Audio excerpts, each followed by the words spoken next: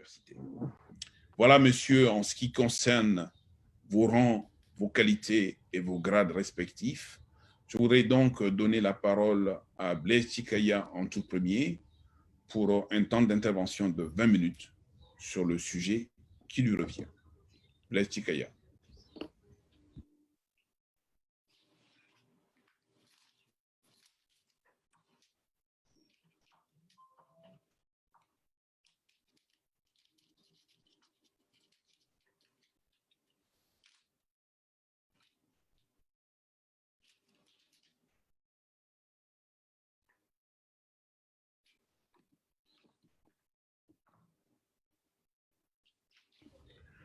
Blaise Chikaya, votre micro est coupé. Blaise Chikaya, on n'a rien entendu, votre micro est coupé. Alors, je vais commencer par m'excuser, je vais reprendre mon propos. En tout cas, je m'interrogeais s'il fallait dire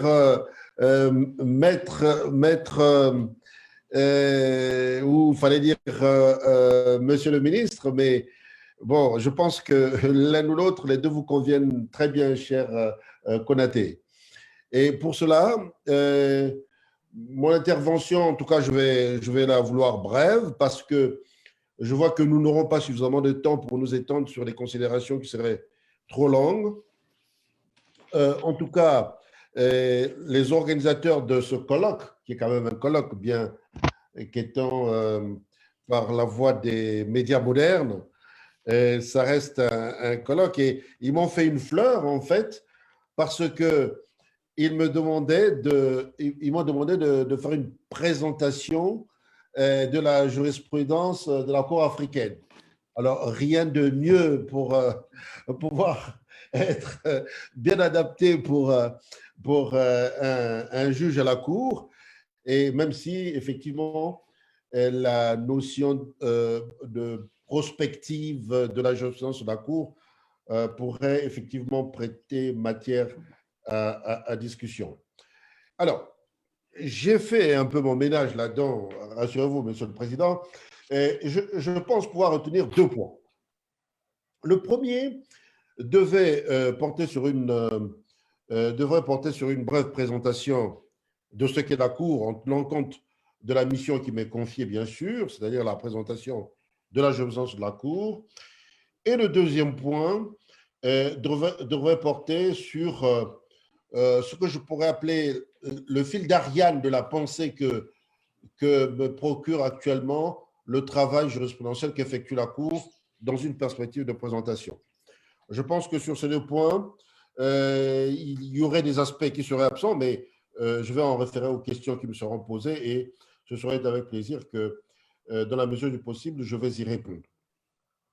Bien, alors, je suis en fait comblé, Président, parce que le directoire de l'Académie m'a demandé de présenter ce sur quoi je travaille au quotidien.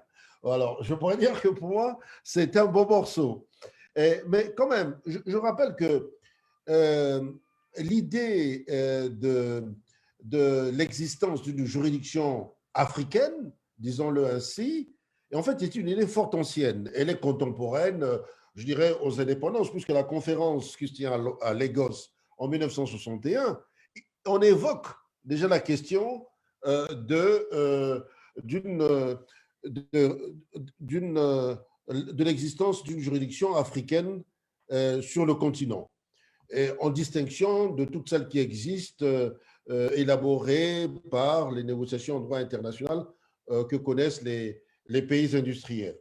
Et puis, l'idée fait fleurette, l'idée se développe, et en 1994, 30 ans plus tard, ce qui n'est pas très long dans la perspective de la création d'une juridiction à l'échelle universelle, voyez-vous. Et en juin 1994, se réunit à Tunis par la conférence des chefs d'État de l'Organisation de l'Unité africaine, une conférence qui évoque fermement le principe de la création d'une juridiction qui prévoit déjà, en quelque sorte, ce que l'on connaît aujourd'hui, ce qui figure dans le protocole que nous avons, qui sera signé le 10 juin 1998 à Ouagadougou et qui parle de la création donc, de la Cour africaine des droits de l'homme et des peuples. Et cette Cour va prendre naissance. Mais elle prendra naissance sur le papier, puisqu'il a fallu attendre encore que les États l'approuvent. La Cour, finalement, elle-même va commencer à fonctionner réellement qu'à partir de 2006. Donc, il y a eu du temps qui avait passé et finalement, aujourd'hui, nous avons réellement une Cour.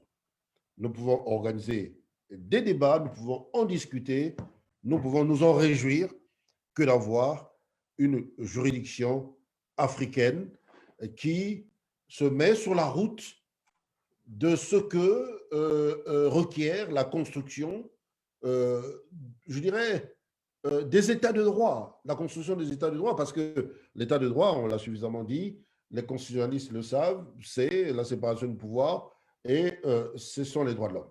Ce sont ces deux aspects, ces deux mamelles qui font les droits, qui font l'État de droit. Et dans cette démarche, la Cour africaine va prendre naissance. Alors, une question va se poser à la Cour, et cette première question que je vais aborder devant vous, c'est celle de la compétence de la Cour. Que va-t-elle faire cette Cour? Ce que la Cour peut faire est posé à l'article 1er du protocole de Ouagadougou. Cet article 1er dit simplement, de lecture facile, cet article 1er dit qu'il est créé au sein de l'Organisation de l'Unité africaine une Cour africaine des droits de l'homme et des peuples dont l'organisation, la compétence et le fonctionnement sont régis par le présent protocole.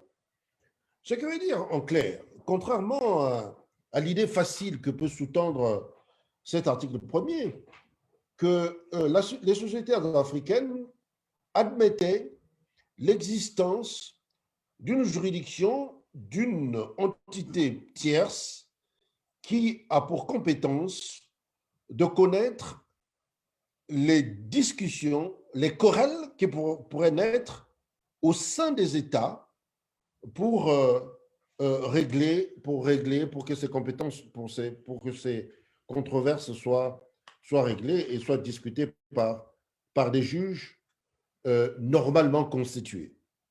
Alors, j'avoue que sur le plan de la compréhension, de l'évolution, de l'entendement, sur le plan épistémologique, cela constitue une remarquable évolution et montre comment est-ce que nos États font un grand écart.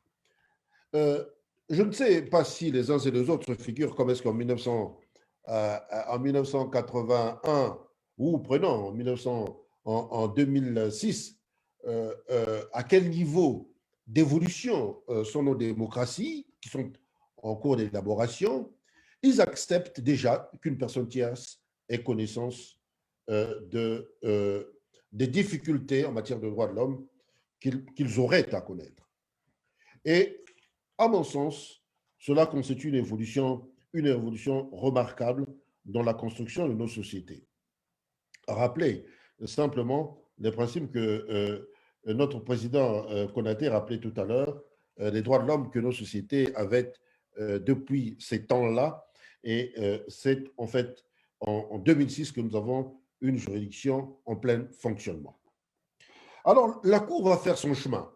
Et il a fallu attendre 3 bonnes années pour que la Cour rende sa première décision, la décision Yangongombay, Michelo Yangongombay, en 2006, une décision qui va opposer le Sénégal à ce monsieur qui va attaquer le Sénégal devant la Cour. Et ça sera la première décision au fond que la Cour va rendre. Cette décision prononcera une irrecevabilité, mais va marquer l'acte de naissance jurisprudentielle de la Cour. Nous sommes en 2009. Aujourd'hui, la Cour a fait un chemin qui est énorme. Et on aurait vraiment du temps qu'on en prendrait pour présenter le travail qu'a fait en 15 ans la Cour africaine des droits de l'homme et des peuples. Je vais juste présenter ces deux volumes que l'on peut voir sur l'écran qui contiennent une quantité remarquable de décisions rendues par la Cour en 15 ans. Et je signale que le troisième volume de la jurisprudence de la Cour est déjà prêt et que c'est exactement sur le même format. Ce qui veut dire que pour l'apprentissage du droit, pour discuter des problèmes juridiques sur le continent, la Cour qui est actuellement installée à Arusha a de la matière à offrir pour que nos étudiants africains, pour que nos intellectuels africains, de façon globale, aient des éléments sur quoi s'appuyer, parce que cette jurisprudence, elle est très riche, elle est très abondante. J'en parle parce que je ne peux que le dire en ces mots, puisque depuis quelques années, moi-même, j'y contribue d'une certaine façon et j'avoue que la Cour y consacre vraiment du temps. Ceci pour dire que la Cour va continuer ce travail de prospective, va continuer ce travail. Et aujourd'hui, il y a près de 200 requêtes en attente devant le rôle de la Cour, devant le greffe de la Cour. Mais ce travail est en cours d'élaboration. Et il n'y a pas de doute que dans les années qui viennent, c'est-à-dire dans les 5 prochaines années, il est sûr que la Cour va écumer son retard, comme cela est souvent de mise dans les juridictions qui sont très demandées, qui sont très sollicitées. Et dans un premier temps, je voulais donc attirer votre attention sur cet aspect, sur le travail abondant qu'effectue la Cour. Pour ceux qui veulent en avoir une idée, la Cour, elle est ouverte, elle est à Arusha, en Tanzanie. Et le Covid nous empêche de nous déplacer plus facilement, mais je pense que dans les mois qui viennent, nous pourrons faire une avancée là-dessus et nous pourrons améliorer les possibilités pour accéder à la Cour. Le deuxième point de mon intervention, Président, j'aurais souhaité le consacrer sur un aspect précis de l'activité de la Cour, c'est sur le travail que la Cour a effectué durant ces 15 années sur l'explication et sur la traduction de sa compétence. Il y a deux aspects essentiellement. Bon, la summa divisio dans les compétences des juridictions internationales, les uns et les autres le savent, c'est la compétence contentieuse et ensuite la compétence consultative. Dans les deux cas, la Cour, elle est bien nourrie. Nous avons rendu récemment la matière contentieuse, j'ai commencé à en parler. En matière consultative, nous avons rendu une juridiction saisie par une association basée en Tanzanie, nous a saisi sur le vagabondage en Afrique. Nous avons rendu un avis que nous pouvons consulter sur Internet.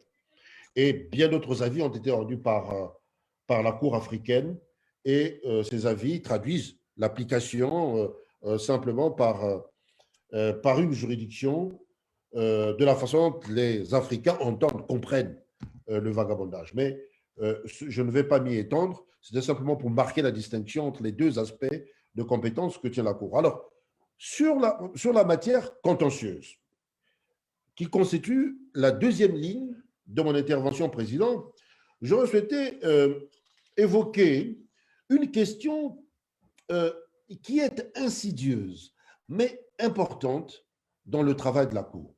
C'est la compétence de la Cour telle que définie par les articles 3 et 7 du protocole. L'article 3, de façon globale, dit que la Cour est compétente pour connaître de toutes les affaires et de tous les différends dont elle est saisie concernant l'interprétation et l'application de la charte et de tout autre instrument pertinent relatif aux droits de l'homme et ratifié par les États concernés. Nous avons, après l'article 3, nous avons l'article 7 qui évoque également cette même compétence, d'une certaine façon, d'une autre façon, en disant que la Cour applique les dispositions de la Charte ainsi que tout autre instrument pertinent relatif aux droits de l'homme et ratifié par l'État concerné. Je pose la question à mon auditoire. est-ce que la compétence de la Cour s'assoit sur l'article 3 ou sur l'article 7? Bien malin, celui qui me proposera une solution définitive sur ce choix. Cette difficulté est apparue dans le travail de la Cour. Et la Cour s'est appuyée d'une certaine manière sur les analyses de la doctrine. La doctrine étant comme une source de droit, une source de la règle de droit. Et dans le travail de la doctrine, une bonne partie d'entre elles, de nos auteurs publicistes, nous disent que la compétence de la Cour s'entend de l'article 3 et de l'article 7.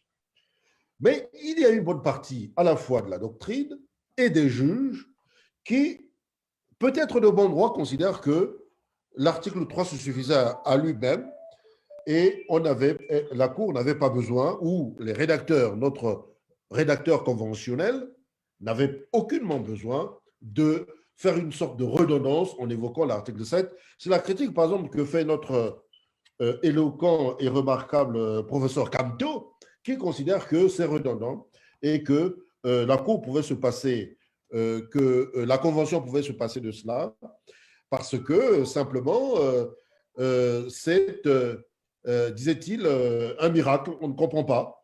C'est extrêmement pas très clair. Alors, ce que la Cour a fait depuis, je dirais, depuis 2015, pardon, depuis 2015, la Cour, dans ses jurisprudences, comme jurisprudence Zongo de 2015, dans les jurisprudences comme Ngunza Viking, de Ngunza Viking, une décision que la Cour rend. Je vais retrouver l'année de cette décision remarquable, Ngunza Viking. Dans cette décision, la Cour estime que on peut évoquer, utiliser les deux aspects, à la fois l'article 3 et l'article 7. En fait, la tendance est de penser que l'article 3 dit que la Cour est compétente et l'article 7 donnerait matière, c'est l'interprétation que l'on se fait doctrinalement finalement, trouverait matière à étendre cette compétence de la Cour, puisque vous savez que notre Cour, à la différence des autres juridictions des droits de l'homme, la Cour a une particularité, c'est que la Cour peut appliquer toutes les conventions internationales ratifiées par les États africains. Ce qui est une exception, aspect que l'on ne retrouve pas dans les bases juridiques, dans les bases juridictionnelles des autres juridictions. En tout cas, clairement prévu dans la convention qui les crée. Dans la convention qui crée la Cour africaine, cette convention donne compétence à la Cour d'utiliser les textes internationaux pour peu que les États africains y aient exprimé leur adhésion. C'est une particularité et cela enrichit d'ailleurs les bases d'analyse et de validation ou non des droits de l'homme en discussion devant le juge africain.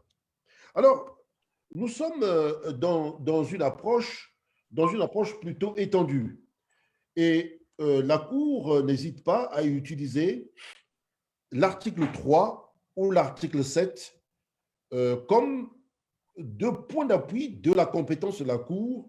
C'est des sortes de boîtes à outils de la Cour.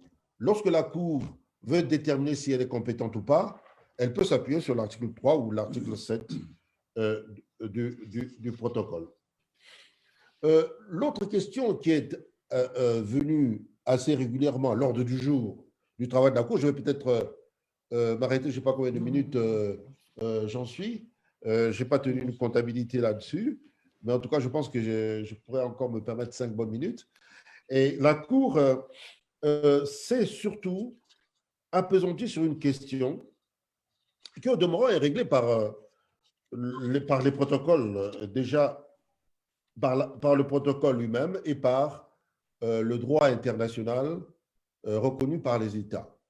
C'est la question de l'étendue de la compétence de la Cour. Vous savez que l'article 34, 6 du protocole n'accepte la compétence de la Cour que lorsque les États ont fait une déclaration. C'est une question très importante parce que récemment, vous savez que certains États ont retiré la reconnaissance d'une compétence directe de la Cour en refusant à ce que leurs citoyens saisissent directement la Cour. Et même ceux qui avaient fait la déclaration l'ont retiré, enfin, certains d'entre eux. Et cela est une question importante pour la Cour. Parce que même si la Cour peut être saisie autrement par la commission de Banjul, il reste que c'est un aspect quand même préoccupant parce que sont privés de possibilités de discussion de leurs droits qui auraient été méconnus éventuellement par un État membre, les citoyens des États, et ces citoyens se trouvent être restreints dans les recours qu'ils ont pour saisir le juge, puisque le juge international que représente la Cour africaine des droits de l'homme et des peuples est un juge comme les autres qui intervient en dernier ressort pour se prononcer sur les droits qui auraient été violés par un État. Et d'ailleurs, le rejet que formule la Cour dans le cadre de l'affaire Yangombay est lié au fait que le Sénégal n'avait pas fait de déclaration autorisant les citoyens à saisir directement la Cour. Je voulais finir sur ce point, Président, pour évoquer une affaire, l'affaire Bernard Batalaya, que nous avons eu à examiner récemment. Parce que cette affaire est significative à maints égards. Elle est significative parce qu'il s'agit d'un citoyen ghanéen, un M. Bernard, qui saisit la Cour en protestation de ce que les États ayant ratifié le protocole n'agissent pas pour interrompre les atteintes aux droits de l'homme qui ont cours actuellement en République sahraoui démocratique. Deux pays sont intervenus en tierce opposition, en tierce intervenant dans le cadre de cette affaire, la République de Maurice et la RASD, l'État sur le territoire duquel, effectivement, les litiges en discussion se produisent. Donc, ces deux pays ont présenté des recours en intervention. La Cour s'est prononcée favorablement sur ces recours de façon unanime. D'accord, même si, il est vrai, je formule une opinion individuelle sur l'ordonnance qu'a formulée la Cour, mais la Cour est complètement unanime. Mais cette affaire me permet, elle est tout à fait récente, elle est de 2019, cette affaire me permet, le recours est de 2019 et la Cour s'est prononcée en 2020. Mais cette affaire me permet de montrer une chose qui est significative de ce qu'est notre cours. Vous savez que les États membres qui ont élaboré le protocole de Ouagadougou n'avaient pas idée sur l'importance que prendrait cette cour. La Cour africaine est devenue un peu la juridiction tribunicienne, si je puis dire, où tout le monde, une sorte de tribu ou de tribune, où tout le monde peut venir présenter un recours pour peu que ce recours ait une signification africaine. Et c'est un peu, elle fonctionne un peu aujourd'hui comme la Cour africaine de justice qui est prévue par l'article 5 de l'acte constitutif de l'Union africaine, alors que la Cour africaine des droits de l'homme et des peuples n'est pas une juridiction générale. C'est une juridiction des droits de l'homme. Mais les droits de l'homme, les Africains... Une minute. Merci, Président. J'en aurais fini. Les Africains en font une juridiction générale. Le génie africain, en fait, n'a pas de limite. Voilà, Président, ce que je voulais dire. Merci pour m'avoir invité et c'est avec plaisir que je prendrai toutes les questions qui seront posées. Merci, Président, et merci à tous. Merci beaucoup, monsieur le juge, et à juste raison d'ailleurs, vous revenez à vous d'ouvrir le bal à ce niveau et surtout le bal dans le creux de la discussion qui est la problématique de la construction du droit par le juge. Et l'excellent juge que vous êtes, vous avez mis le doigt là-dedans en indiquant que l'une des premières démarches est que pour saisir votre cours, encore faut-il qu'il faut être ressortissant d'un pays qui aujourd'hui a accepté la déclaration. Et vous avez pointé du doigt justement cette situation particulière qui fait qu'aujourd'hui, il y a un recul à ce niveau qui amène un certain nombre d'États à se mettre en retrait par rapport à ces avancées du droit. Et deuxièmement, vous avez invoqué un certain nombre de jurisprudences assez particulières à vos yeux, notamment la toute dernière que vous avez évoquée qui date de 2019, je suppose qui est en cours encore, et toute cette perspective de construction justement d'une jurisprudence assez consistante, assez fortifiée sur la matière des droits de l'homme.